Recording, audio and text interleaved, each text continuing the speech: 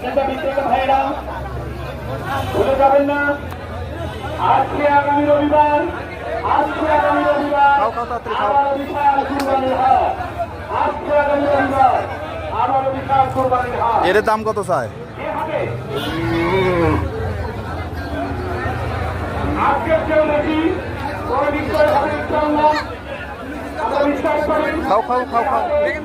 দূর দূরান্ত থেকে শহর থেকে ক্রেতারা এই হাটে এটা কত চাচ্ছেন পারে? বেশি দাম নিলেন 1,20,000। আপনি দিলে ঠিক দিয়ে ছেড়ে আর এটা কত?